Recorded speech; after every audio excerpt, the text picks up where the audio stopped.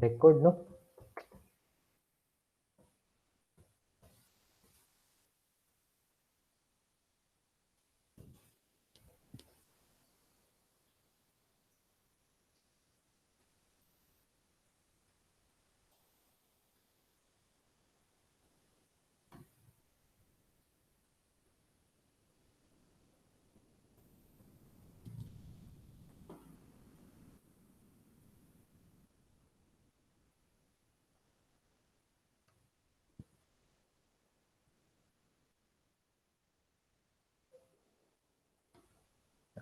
Ito na natin sila.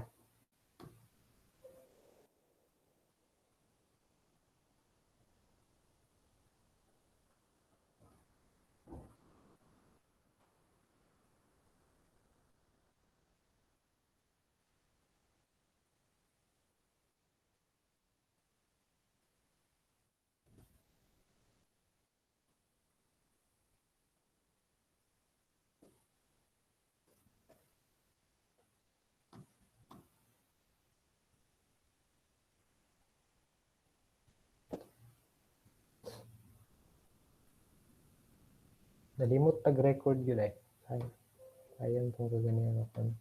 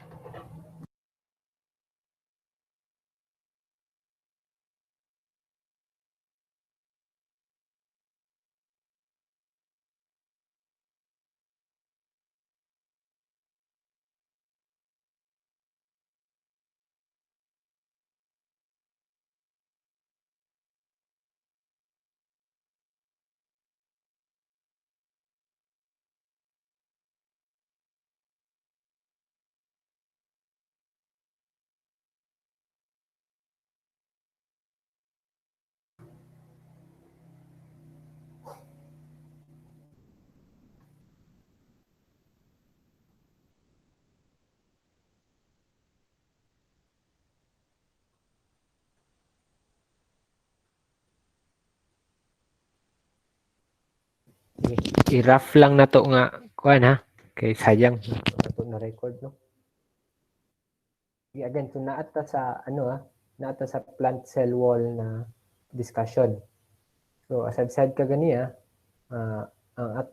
from the tapos na taong discussion about the tree, the trunk, kung say components ano niya sa stem, several kinds of wood from heartwood to sapwood, early wood to late wood, and then katong mga cellular anatomy, so hardwood anatomy, and then the softwood anatomy about atong mga vessels, tracheids, fibers, etc.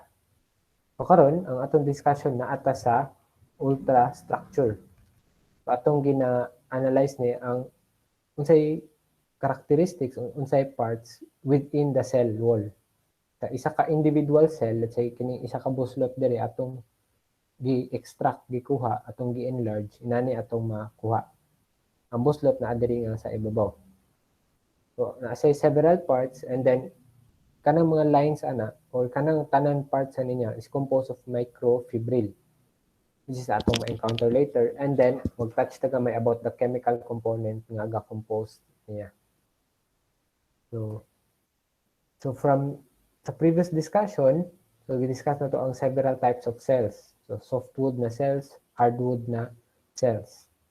So all of this, although lahi ilang dagway, lahi ilang form, but ang characteristics sa cell wall ani nila tanan, either matracheids ba na, may fiber or ma-vessel, ang characteristics sa iyang cell wall is just the same, pareho lang sa wood. So if ato siyang i-enlarge, tanaw na to ang parts sa cell, inani ato makita. Na siya middle lamella, primary wall, S1, S2, S3. Ang S1 and S2, S3 are the secondary wall. So si primary wall between cells siya ang nadito kanang dark nga portion. So sunod ni middle lamella na si primary wall dayon anya din sina S1, S2, S3 then sa inner portion na atay ginatawag nga Warty layer. So if tanaw nato sa cross section nani dayon iyang tura. If atong i-analyze sa cross section ang characteristic sa wood, so atong isa ka buslot kaganiha nagingon ako like kini isa ka buslot ato siyang gitan-aw sa cross section gi-magnify nato ang parts sa cell wall niya. So nani ang dagway. So, mao ni ang buslot kining ginatawag nato nga lumen. Kining square nga naa sa sulod. So lumen ana siya diha. Next niya naa na ang S3, secondary wall na S3. Then next sa S3 naa ang S2. Then next S2, S1, then kanang gray nga part mao na ang ginatawag nato og primary wall.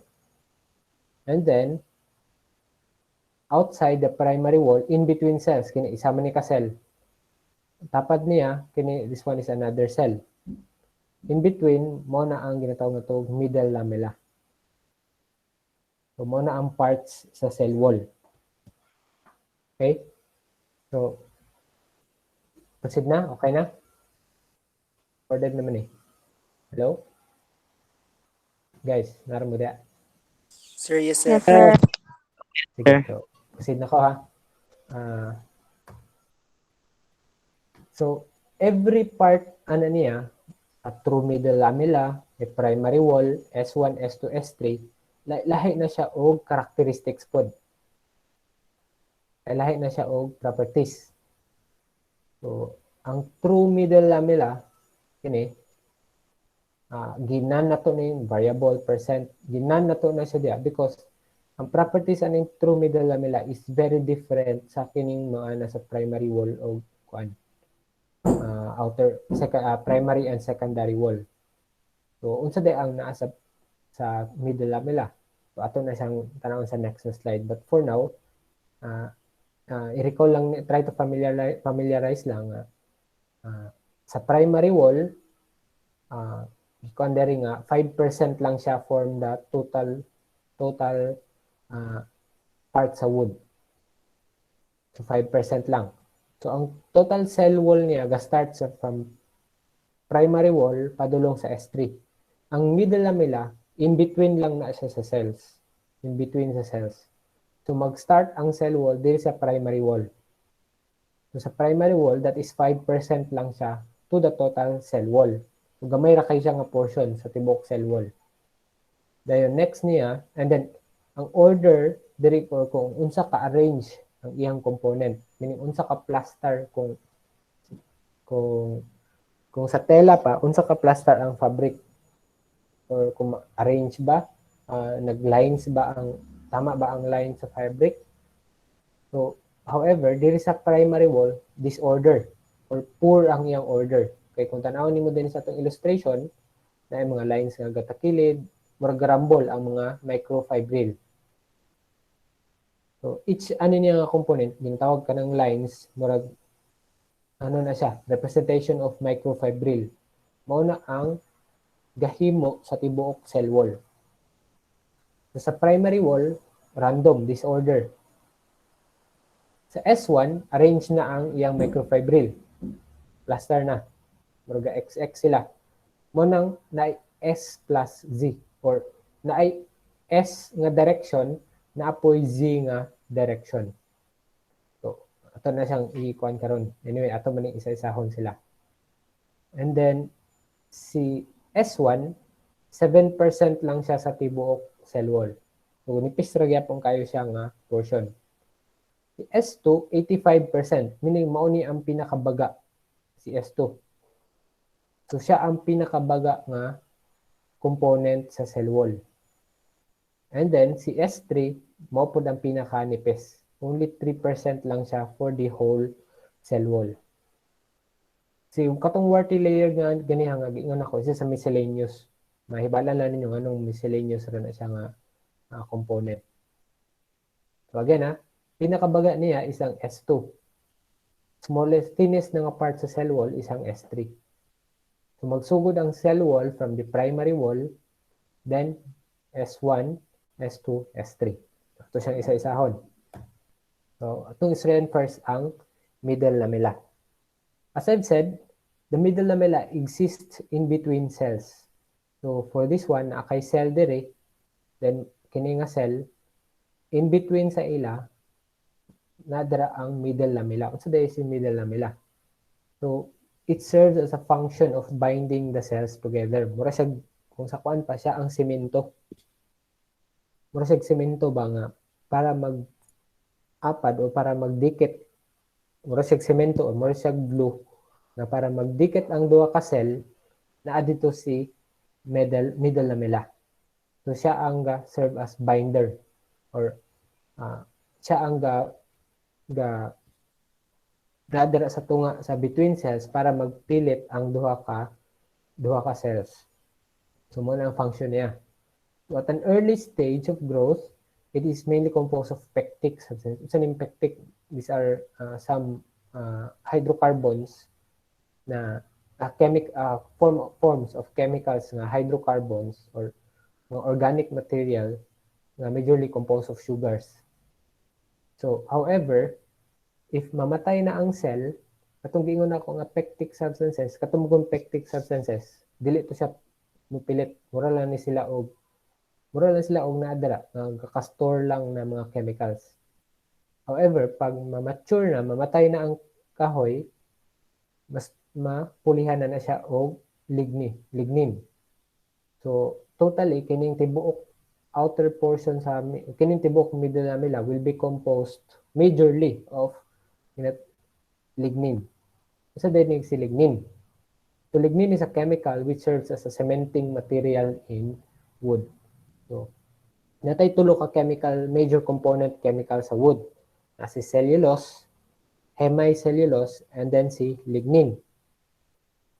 Si cellulose ug hemicellulose, ginatawag nato na siya og holocellulose. Si lignin, it's different form of chemical. Dahil na siya nga klase sa chemical. If mamatay ang kahoy or mamatay ang cell sa kahoy, tungod ni lignin. Because si lignin, mura lagi siya og semento. Mura siya og naa siya dara, diba?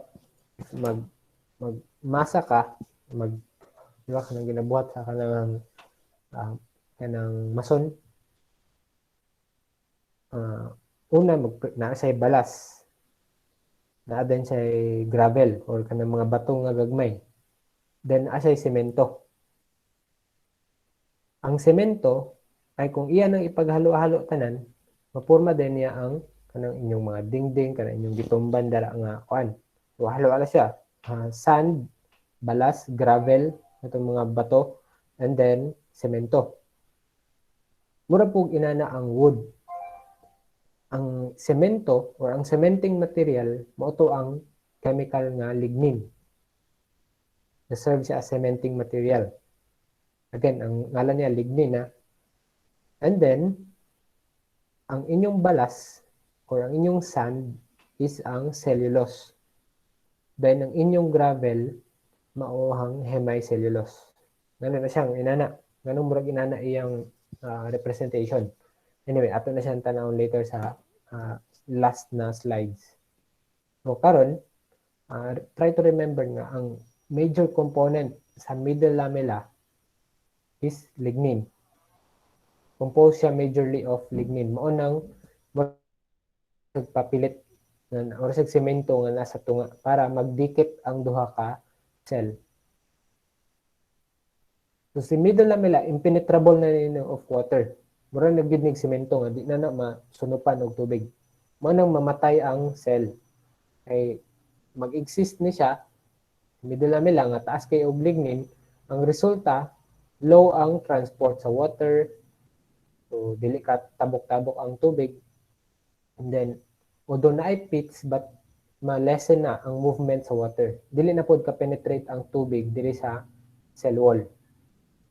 So, mamatay ang cell. So again, this portion na is middle lamella.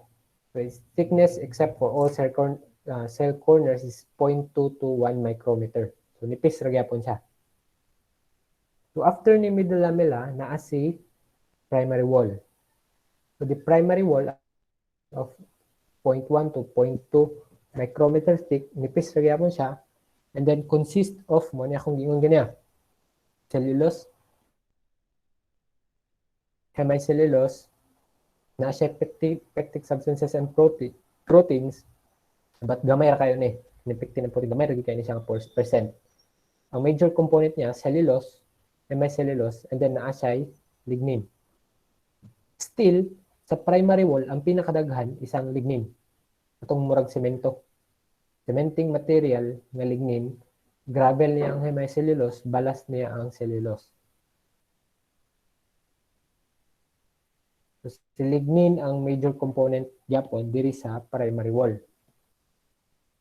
So, ang nature or ang characteristics also sa microfibril diri sa primary wall are disordered. Meaning, gubot, murag bungkag ang mga component niya nga murag threads ba.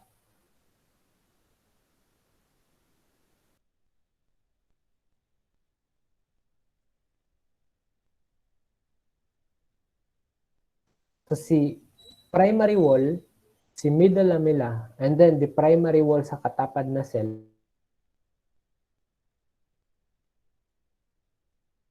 ginatapad. Gana, pag mayroon kong compound middle lamella, therefore, ang component ana, primary wall o middle lamella. So primary wall between two adjacent cell, primary wall niya dire, primary wall aning isa ka cell dire, and middle lamella. Ang tawag ani niya is compound middle lamella. So sa primary wall, lignin content is high. But because the layer is thin, only 20 to 25% of the total lignin in wood is located in this layer, kining primary wall. So next, proceed ha. Nanata sa secondary wall. The secondary wall, kining S1 to S3, mag-start from S1. So S1 is 0.2 to 0.3 micrometer thick, nipis ra gyapon siya. Contains 3 to 4 lamellae.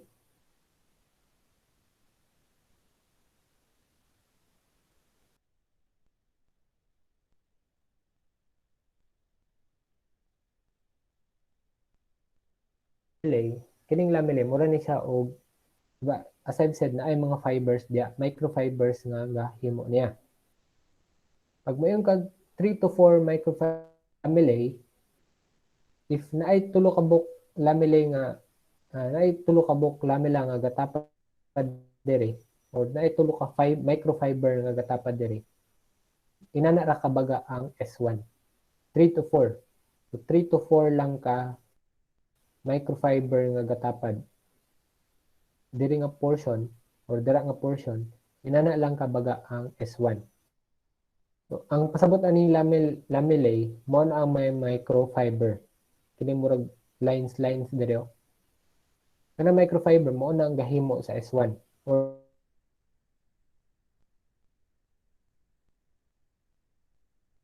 Sir, gakawalawal. sa tibuok or microfibril if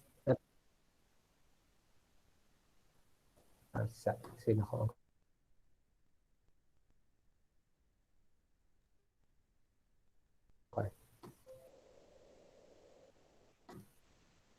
gahinay.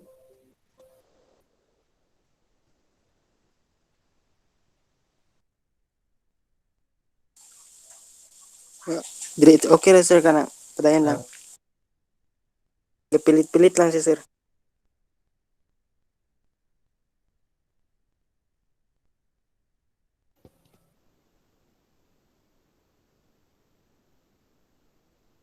Sa dapit na putol. Family.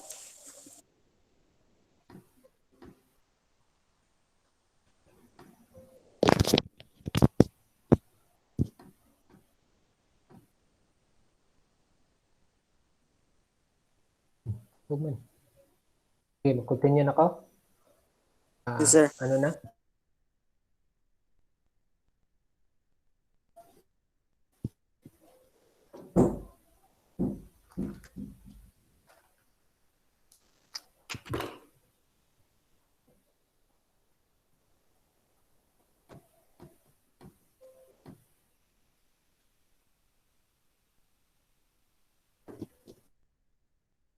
Konog.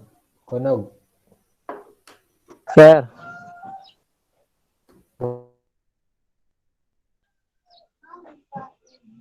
Putol-putol pa ko? Medyo gakuan pa? Kaputol-putol, sir. Medyo gaputol pa? Ako dapat nagsugod yung kaputol ka ganiha.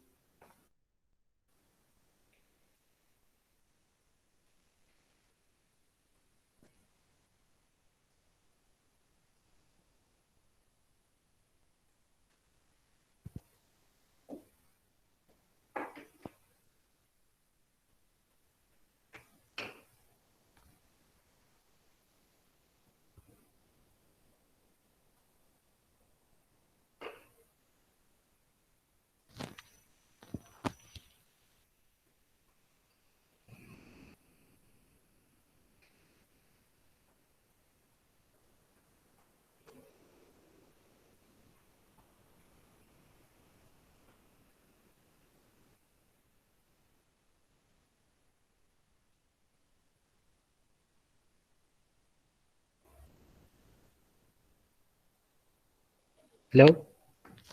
Okay na? Yes, sir. Ni okay na? Ni tarong na? Oh, yes, sir. Ako na putol ganiha. Kanang nailamili, sir. Alagay diri sa lamilay. So, ako lang i-rap ha. Ay, what do you mean sa lamilay? Diri? Lamila pa lang? Diri? Na slide? Oh, yes, sir. Ikaturang ganiya, sir. Itong sa... I mean, wala na ko masabtan. Pag-abot diri. Ito sa Sunod, ana, sir. primary wall, sir. Primary wall, sir. Sa compound, Primary wall. compound middle labela, sir, dito. Sige. So, ako mag-continue ko diri ha. Yes, sir. So, sige, thank you. So, si middle lamella, siya ang binding or binder sa duha ka cell nga gatapad. So, if naay cell diri, then siya katapad na cell, in between sa ila, naa si middle lamella. Si middle lamella plus primary wall and primary wall sa iyang katapad na cell, ginatawag natin na siya og compound middle lamella. So, kining primary wall plus middle lamella mo na siya ang compound middle lamella. So, diri sa primary wall, so 0.1, 0.2 micrometer thick, composed siya of cellulose, hemicellulose, and lignin. Pinakataas gyapon nga percentage nga component sa primary wall ang lignin nga chemical. So, sa ako ingon, si lignin gani nga chemical, katong ingon ako gaganiha, si lignin nga chemical, siya tong murag semento. So, mao nang ang primary wall is dili gyapon siya easily penetrable by water, and then ano kayo siya kanang hydrophobic or dili siya ga accept og water tungod kay taas iyang lignin. But the primary wall is just a very thin nga component sa cell wall. So tanawon nyo 0.1 to 0.2 micrometer thick, nipis ra kayo siya. So, lignin content is high in primary wall, but because the layer is thin, only 20 to 25% of the total lignin in wood is located in this layer. There is a primary wall. So, gamay ra siya og lignin content. Ang pinakataas og lignin content naagi diri sa middle lamella. So, sugod ta sa S1. Kanina tang S1. Way back diri sa primary wall, ang arrangement sa microfibril kini murag mga tanod dere is disordered, bungkag, gubot, walay proper nga arrangement. So si secondary wall kining S1 0.2 to 0.3 micrometer thick and contains 3 to 4 lamellae. Meaning if naay tulo ka buok dara nga microfibril nga gatapad, inana ra kanipis ang S1. Kining secondary wall na S1. Nipis ra gid siya. So the microfibrils in S1 forms a Z or S helix. Siya pasabot sa Z or S helix. Tanawa sa ninyo si S2. Si S2, kung tanaw ninyo ang lines padulong dara. Padulong siya sa right. Di ba? Muna ang Z helix. Kung inana ang direction, Z helix na siya. Kung pabaliktad, kung for example, diri siya padulong, pare ano yun? Diri padulong, muna siya ang S helix. However, diri sa S1, na ipadulong diri nga side nga direction nga fiber or microfibril na apoy diri padulong nga direction. Mao na siyang na Z and S helix. May ubang microfibril na padulong dito nga side sa Z na helix na apoy padulong diri nga side, padulong sa S na helix. Mao na siyang si S1 na siya Z and S helix. So the microfibril angle of the cross-fibril network varies from 50 degrees to 70 degrees with respect to fiber axis. Kasi pasabot aning 50 to 70 degrees. If, for example, natay line dara nga pa-step saka ana. Okay.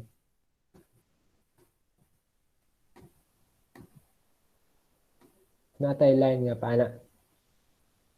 Ang angle niya padulong dara sa isa ka microfibril mao ni ang 50 to 70. Sato pa murag or in other words, how tilt is the microfibril from the axis. If na-align dira and ang angle between the tilting na fiber and then this axis, this longitudinal axis, kana nga angle or kana nga tilting is 50 to 70 degrees. So inana siya kahigda. Sa tuwa murag nga kahigda gyud kay siya ba nga 50 to 70 degrees ang fibers. Mura siya gahigda ang fiber. So importance gyapon ni in terms of shrinkage and swelling nga inyo matunan let's say if mag-proceed na mo sa next ninyo nga courses. So sa S1 again, naka-tilt ang inyong microfibrils 50 to 70 degrees. Nakahigda siya. Ang angle niya is 50 to 70 degrees. Proceed sa S2. So si S2 is the thickest or siya ang pinakabaga na layer. The thickest layer. So si S2 composed of 30 to 40 lamellae. So, kung sa pa, na ay 30 to 40 kabuk nga lamella, gatapad-tapad nga microfibril para mahimo siya og inana kabaga. So, or more than 150 lamellae. So, the microfibril angle varies from 5 to 10 degrees late wood and 20 to 30 degrees early wood.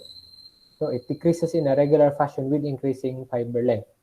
Sa to ako ingon sa microfibril angle, if naatay line dara, kanang angle kung unsa ka tilt ni siya nga fiber, or kini sila nga mga fiber, kung unsa na sila ka tilt, that is 20 to 30 degrees. Yung pagkatakilid nila ani niya kini nga mga fiber. And then, ang direction ani nila sa fiber in the S2 are all Z helix. Z ha? Z ang direction. Dili pala sa S1 na some fibers goes into S helix, some others goes to Z helix. For the S2, all microfibrils follows the Z helix. Ano ni mo? Arrange siya. Isa ra siya og direction. Padulong sila dito nga side, padulong dito nga side. Na dira nga side. Ang angle ani That is 5 to 10 degrees kung late wood, 30 degrees kung early wood. Kini ang angle. Sa S1, masigda tong kaganiha. So as I've said, S2 is the thickest layer. Kadumdum mo itong table kaganiya, 85% sa tibuok wood is S2. Tibuok cell wall, S2. So 85%. Inana siya kabaga.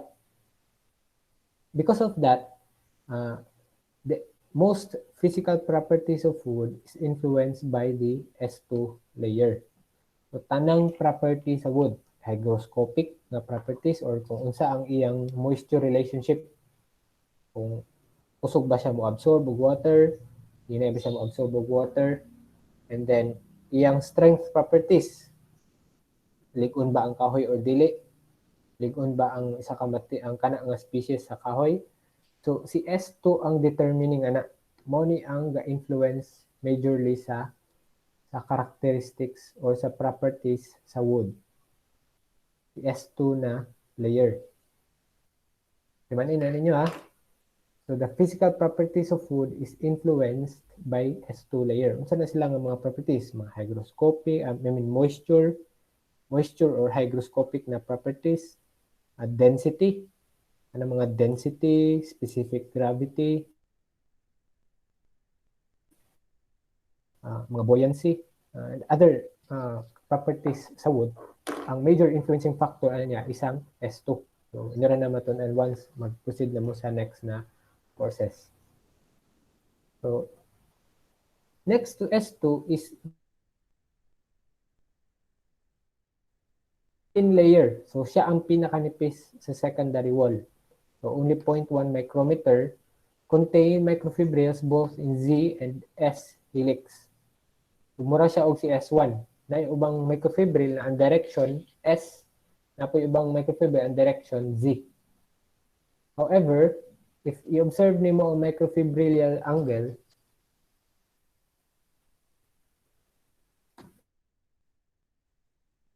if i-observe nimo ang iyang microfibrillal angle, 50 to 90 degrees. So, kung tangan mo, murag nagyog gahigda ang fiber. May kining microfibrils.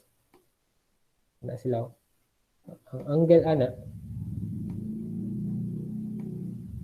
so kana nga angle is 50 to 90 degrees angle. So mura nagyugahigda ang mga fibers. So great variations are noted among different species in the S.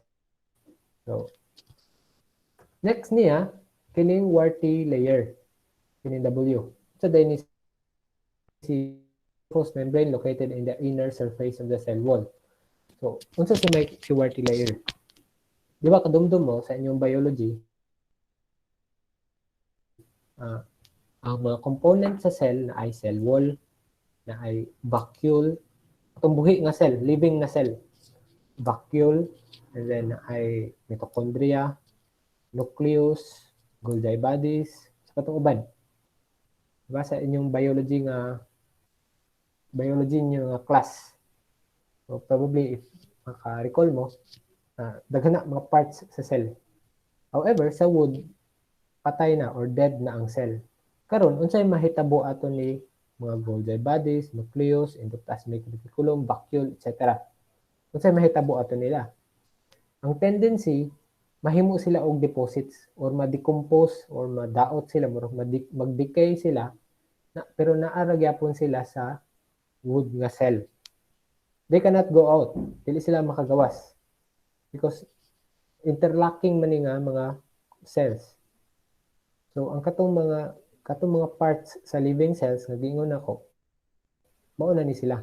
Ma-decompose sila, mag-decay, resulta mo pilit sila sa S3 and then mag-create sila og galing nga layer nga ginatawag og warty layer. Warty because mao na sila murag mga deposits, mga nag-decay na nga mga nucleus, nag-decay nga mga vacuole. So, mga daot sila, ma-decay within the cell, tumupilit sila, mauna na ang warty layer. So, balik sa tadani. So, okay, in summary, yung part So, sa primary wall, only 5% lang siya sa total cell wall. Ang order or ang arrangement sa microfibril is poor, meaning dili well arranged ang mga microfibril. Next, si S1, 46 lamellae, 7% lang siya. So, nipis ra gyapon kayo siya nga part sa cell wall. Fibrillal angle is 50 to 70. Naa siya S helix, naa po siya Z helix nga direction. So, si Z, nani, kini nga direction, kini pareha sa S2. Si S, katong padulong sa pica side. So, order, good, well-arranged ang mga microfibril. The S2, ang order is very high, well-arranged. High ang arrangement, meaning plaster yung kayo ang mga microfibril. Siya po ang thickest na part sa cell wall. 85% of that cell wall is composed of the S2. So, microfibril angle is 10 to 30 degrees. And naa siya spirality nga Z helix. Kung tanawin mo, padulong sa taas ang direction sa kining fiber. So, dito nga direction. Isa ni sa mga reason nga nung kung mag-shrink ang kahoy or kung na-shrinkage ang isa ka kahoy, mubo kayo og shrinkage ang longitudinal other than instead compared to the radial and tangential nga section or tangential nga plane. So din ang shrinkage. Let's say, nani, nagbutang mo og kahoy, inyong gihumol sa tubig ang kahoy. Itong kahoy, magsunop to siya og tubig. Diba, mabasa man to, sunop. Mag-swelling dayon siya, mag-swell. Meaning, murag mubukad ang kahoy. Karon inyong gikuha, tapos inyong gipauga. Pag pauga ninyo, gibutang ninyo sa oven or baka gipakalayuhan. Walang ninyo gisunog, basta ka inyong gipainitan nga mauga siya. Pag uga niya, mo-shrink na po na siya. Meaning, mo gawas ang tubig. Mo gawas, mo exit ang tubig sa kahoy. So, ang tendency, mag-shrink po itong naitulo man taka planes nga ako nang gitudlo sa inyo, di ba? Na atay longitudinal or transverse nga plane, na atay longitudinal, na atay radial, and then na atay tangential. Sa kanang tulo, ang pinakamubuog shrinkage isang longitudinal, kining pataas. Mubo kayo na siya og shrinkage because ang direction sa fiber sa S2 nga layer, which is ang pinakabaga, is dito nga direction, pasaka.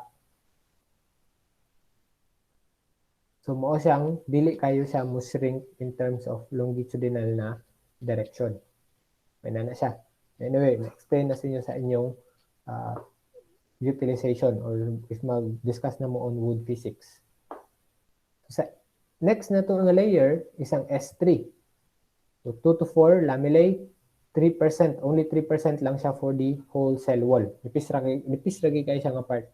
And then, ang iyang microfibrillal angle is 60 to 90 degrees. Halos gahigda na ang cell, ang fibers. Na siya S and Z helix and fair ang arrangement. So, gets na ni? Okay na ni?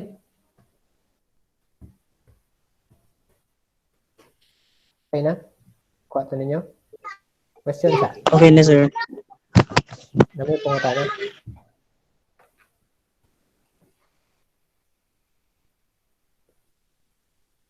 May question? Nakawala mong uban? Mong uban?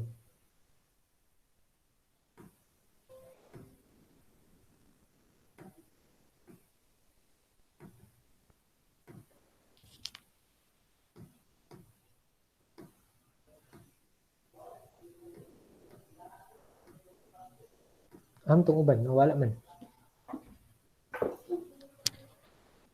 Sige, proceed ta ha. So, let's say, sa kini nga layer, let's say, example lang niya, let's say sa S2, kuha kong isa ka part ani niya, kanang lingin, ako na siyang gi-slice. So, gi-slice na ko ni nga part sa S2. Dayon, ako siyang gi-magnify sa microscope. Kung unsay dagway ani nga part. Mura na siya ginani. So, if nag-slice lang kog isa ka portion sa S2 or bisag S3 or S1, nag-slice kog isa ka portion, ako ning gikuha nga part. Imagine ang ina niya. So, remember, ang ga-compose ani niya is mga gitawag tog fibril or macrofibril or microfibril. So, inanin na siya dayon. So, from a macrofibril, nga-compose mo ni siyang isa ka lamellae. Kini. Isa ni siya ka lamellae, kining microfibril. Mura siya ga-bundle-bundle. Kung tanawin mo siya ga-bundle-bundle. So, accordingly, although walay constant, walay real nga exact nga number, but from the macrofibril, composed siya of 36 ka microfibril. Kini isa ka bundle, composed siya of around 36 or more or less 36 ka microfibril. So, ang isa ka bundle ng macrofibril, magkuha tag isa, mo ni siya mahimog microfibril. Si microfibril, kuha siya og tag isa ka portion na niya, mahimo siya og micelle. Kini. Micelle or ang other term ani is elementary fibril. So, tawag sa elementary fibril. So, from a microfibril, ang gahimo ana niya is ginatawag og elementary fibril. Correct me. This one is mo ni ang composed of 36. Ang microfibril, composed siya of 36, more or less 36 ka micelle or elementary fibril. Karon, kanang micelle composed of more or less 100 cellulose chains. Una din sa cellulose.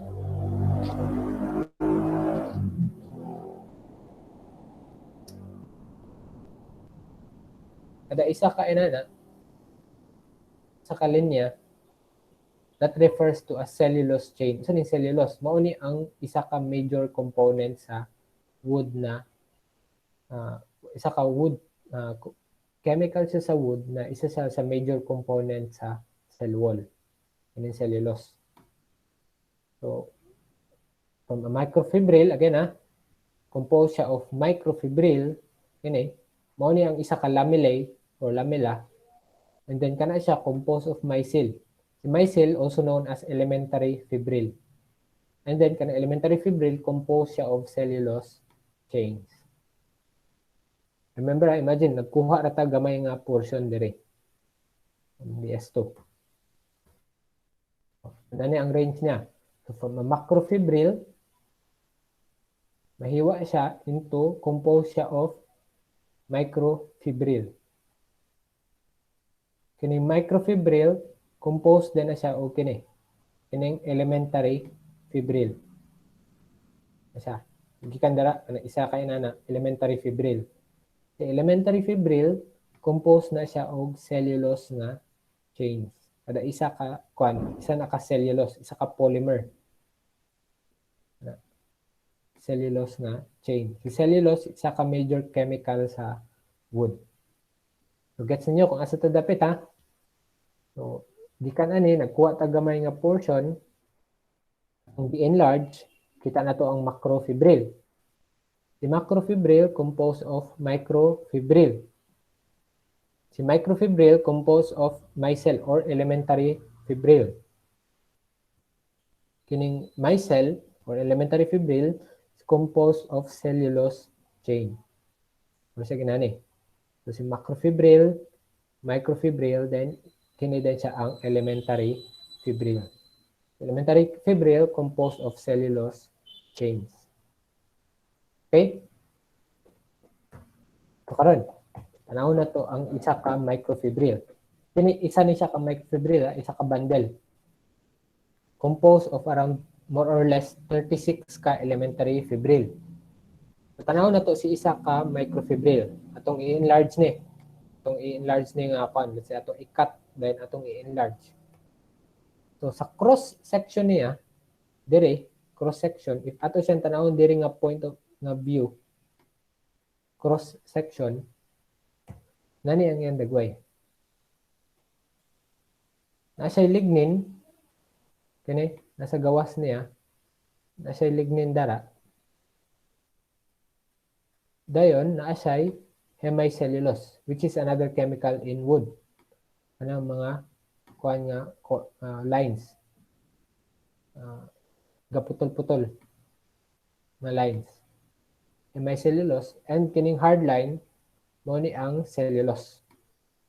So sa inner core in the cross section sa microfibril, kini microfibril, sa yung cross section, the inner part na ang cellulose. Diri sa iyang outside nga layer or middle na layer, naa diri ang combination sa cellulose o hemicellulose. No? Kung tanawin niyo na ay dotted na line na apoy hard line. So ga-combine diri ang cellulose o hemicellulose. Diri sa sulod, cellulose lang. And then outside, naa dito ang lignin. Ito siya na.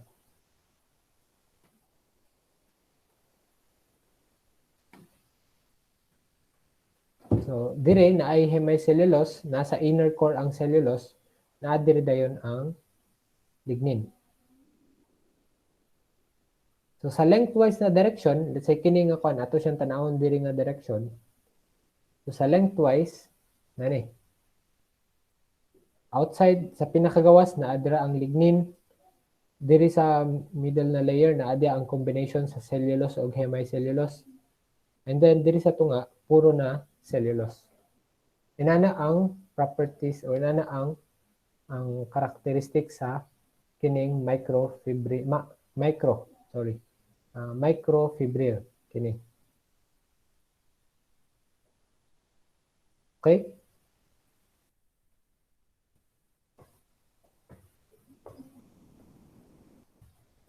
Again, ang isa ka microfibril, isa na siya ka ginatawag nato og lamella. Ingon ako, lignin, na ay combination sa lignin og hemicellulose, then cellulose. Isa na siya ka lamella. Dayon, magtapad-tapad dayon na sila. Kana nga microfibril. Mo na mahimog usa ka bundle.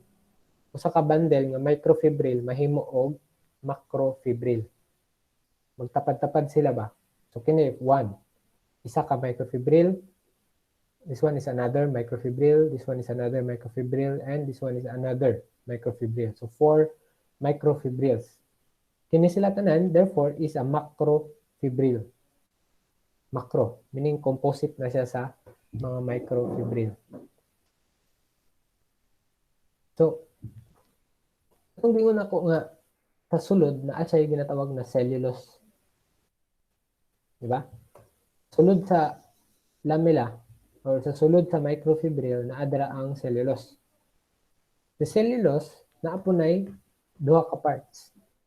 Sa microfibril, itong sa tunga niya sa microfibril, itong sulod nga mga chains of cellulose, na siya ginatawag na itong crystalline region, kining ordered, kining arranged. Tanawin mo, well arranged ang lines. Cellulose ni sila, cellulose chains. So, well arranged ang lines dire. Gitawag nato ni og crystallite or crystalline region.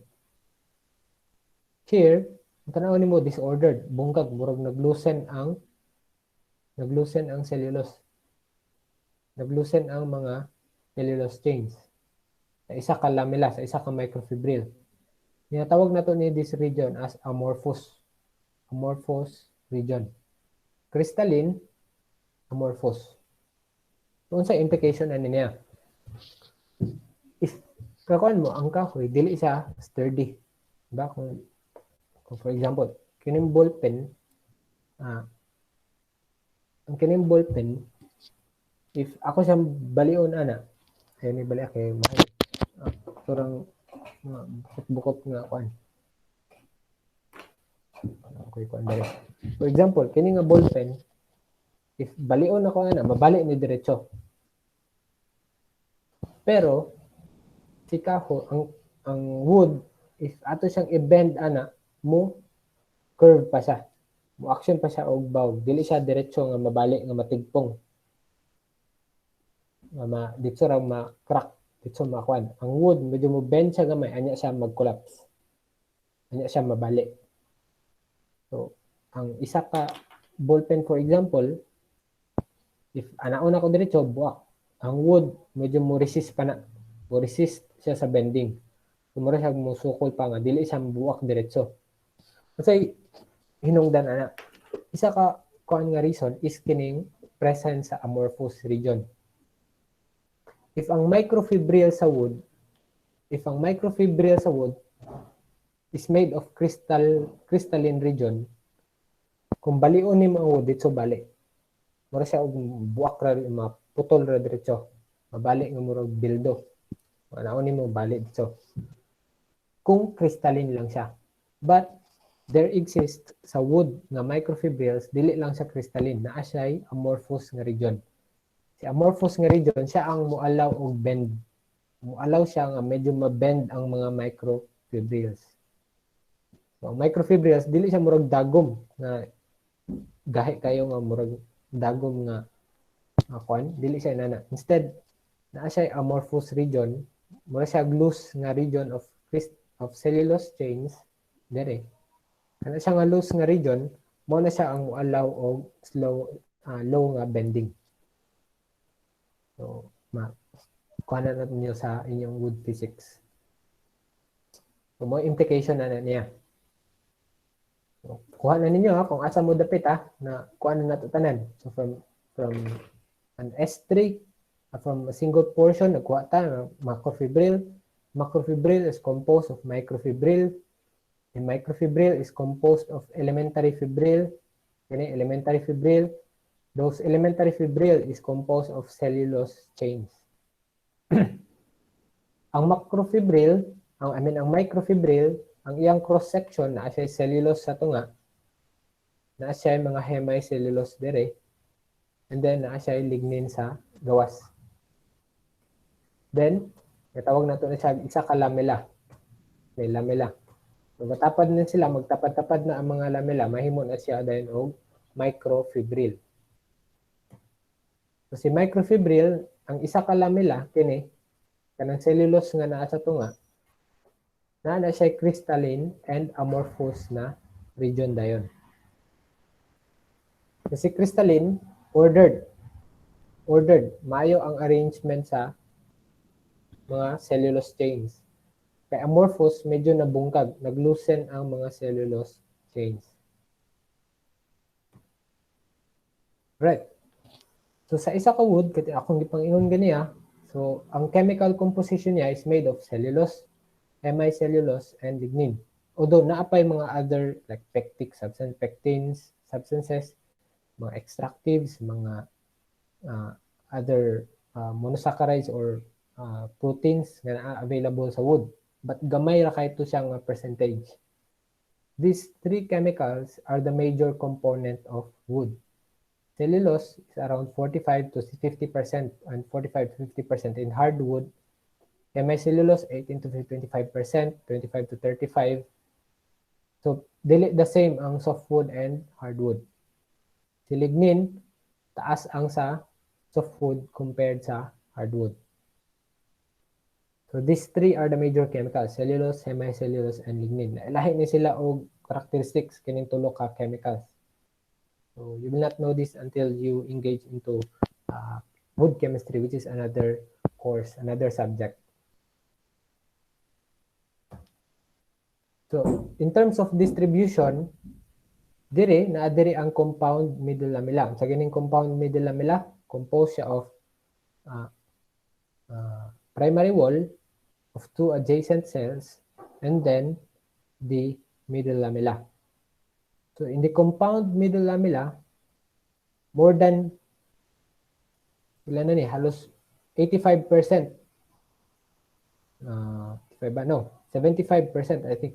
75% or 76% is made of lignin. This one is the percentage per section.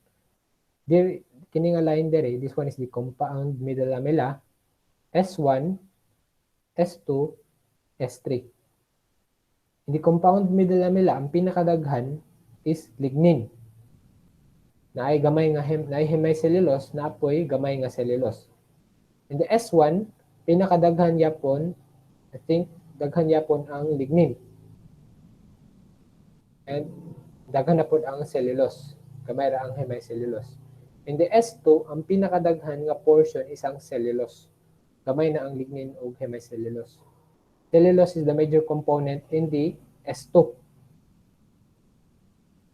In the S3, mas daghan ang cellulose gyapon compared with hemicellulose and lignin. Inana ang distribution niya. Now, i-observe ninyo, kung ano ni siya og safranin red. Ang mura ni siya og kanang slide bitaw, mura siya og kanang gi-prepare nga microscopic slide ba. Tapos gibutangan siya og safranin red. If mas pula siya, if mo pula kaayo, meaning kana nga portion taas kayo og lignin. So if imong observe, the outer portion or between cells kana isa man ka cells, isa ka cell, isa ka cell. In between nila, red kayo ang color. That is because of lignin. Meaning taas kayo og lignin kanang outer portion. Going inside sa lumen, kining bangag kanang lumen, going inside medyo mo reduce ang color red. Meaning ana, ang amount of lignin from primary wall, from compound middle lamella towards S3 reducing. Meaning nagkaanam og kagamay ang amount of lignin from the middle lamella towards the S3. Okay? Na may question ani? Question. May pangutana?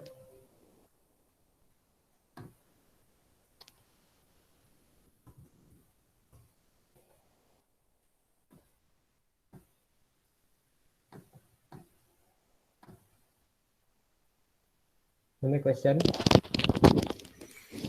Well, sir. Padayon ako? Sige. May na lang yung schedule. Tulo na lang ata. Sige. So, between cells, in between cells, ang connections niya is through pits. Nagstorya ba tag pits atong midterm, no? Yes, sir. Kasi ato lang siyang idungagan diri kay para mas masabtan ninyo. So si pits, kini mga pit, mao ni ang interconnectivity or recess or conduit between two adjacent cell. Kini isa ni ka cell, kini diri sa pika side, isa po ni ka cell. So again, ang parts niya middle lamella, primary wall, S1, S2, S3. Si pit is kining inani. Mura siya og connection na ibangag diri sa pikas pod na ay pit ya para maka-transfer ang water from diri nga cell going to this cell.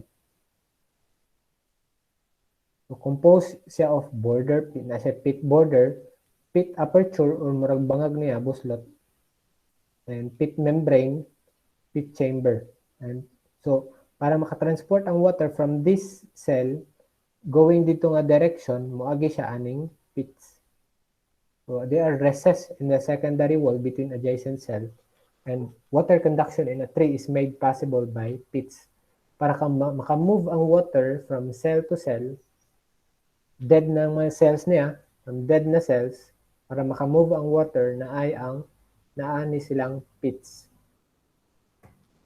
So si pit, naa siya'y parts nga, natawag na itong torus, kining thick nga layer, dyan ito direct.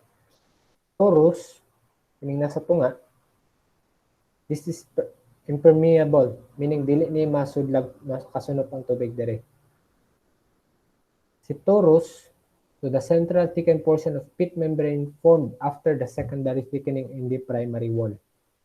Si torus, and then outside niya, kining murag net-like, mauna ni si margo. Ang margo, diri moagi ang tubig. So para maka-move ang water from diri nga cell going dito nga cell, dili siya moagi directly sa torus. Diri siya moagi sa margo para maka-transfer ang tubig sa pikas. So pits occurs in complementary, meaning if gatapad ang duha ka cell, let's say if gatapad ang duha ka cell, if naay pit diri sa pikas, automatically naapoy pit diri. Meaning naka-complementary sila. Maka-move ang water dira from this cell padulong diri nga cell because connected ang duha nila ka pits. Simple pit kining A, tawag na to ni og simple pit. Simple pit siya if ang cell is parenkayma. Bordered pit siya pare aning kining B. Duha sila kagatapad, bordered pit pair, kini simple pit pair. Bordered pit pair kung ang duha ka cell either trachyte, fiber or vessel. Tanang conduction or supporting na cell, trachyte, vessel unsa ba na? Basta ang iyang function is conduction or support. The borders, then the pits that exist on those types of cell is bordered pit pair. So if gatapad ang duha ka vessel, ang result is bordered pit pair. Karon, if adjacent or gatapad ang isa ka vessel and parenkayma, the result is a kining C, half bordered pit pair. Diri nga side parenkayma ang cell, diri nga side either vessel, trachyte or fiber. So, ang tawagan ni is half-bordered pit pair. So, again, ang function sa pits to allow movement of water from adjacent cell para makatransfer ang water. So, sila ang interconnection between those cells. Okay? May question? Question?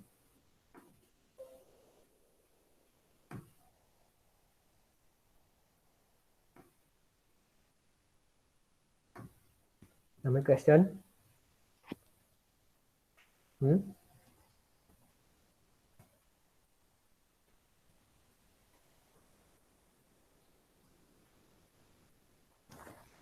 Punta na. Gomez. Okay, question, Gomez? Wala na, sir.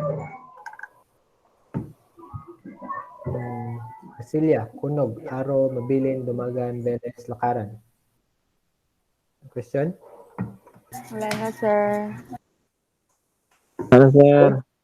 Sige. Mag-end pa diri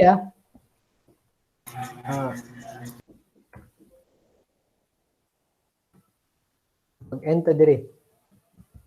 Mag-continue to sa atong kuan.